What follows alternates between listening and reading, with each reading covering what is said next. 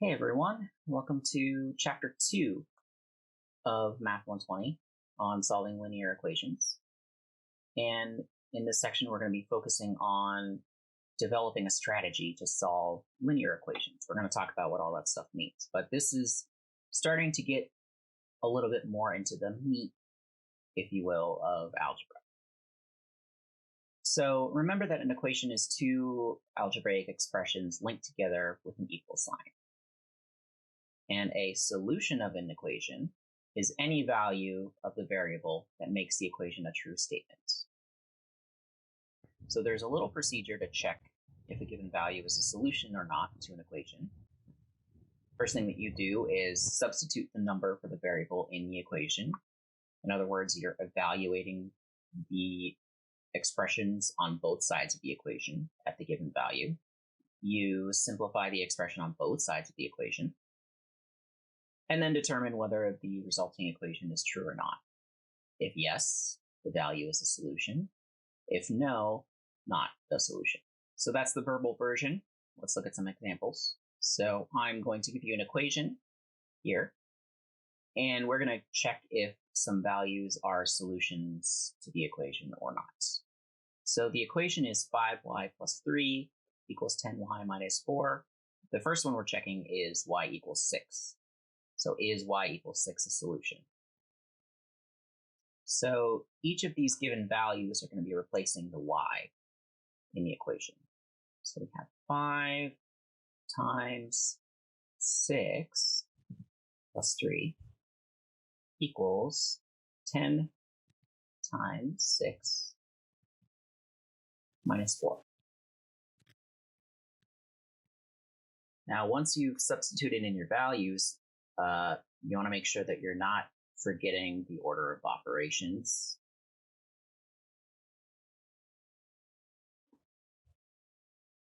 So 5 times 6 being multiplication, we do that first on the left-hand side. 5 times 6 is 30 plus 3.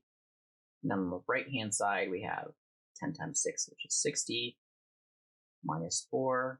So we have 33 equals 56.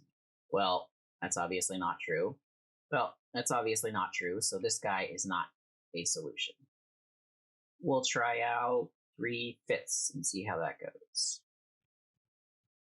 So we have 5 times 3/5 plus 3 equals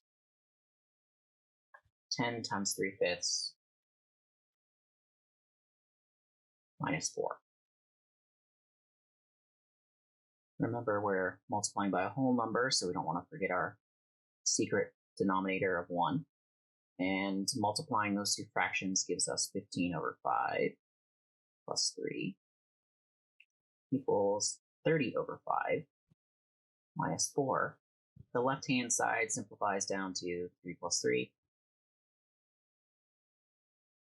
The right-hand side, we have 30 over 5, which is 6, minus 4, and we have 6 equals 2. I'm hoping you're recognizing that that's not a true statement. Otherwise, we're going to have words. So, all right, neither of the first two are solutions. Let's check 7/5 now. So we have 5 times 7/5 plus 3 equals 10 times 7/5 minus 4.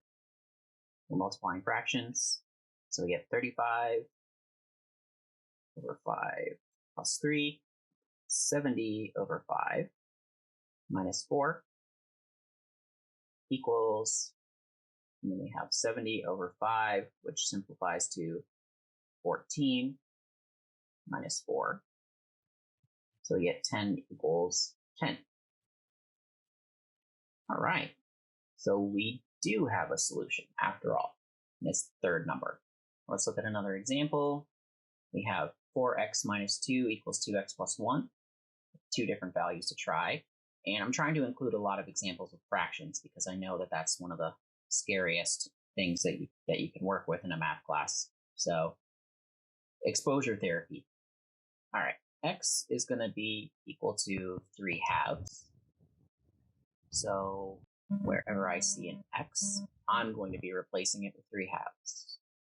So I have 4 times 3/2 minus 2 equals 2 times 3/2 plus 1. And simplifying a little bit, I'm going to get 12 over 2 minus 2 equals 6 over 2 plus 1. So this is 6 minus 2. And 6 over 2 simplifies to 3 plus 1. So we get 4 equals 4.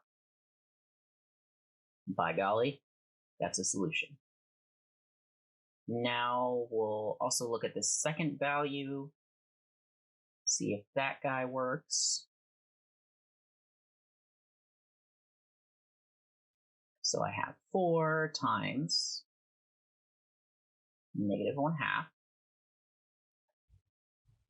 minus 2 equals 2 times negative 1/2 plus 1.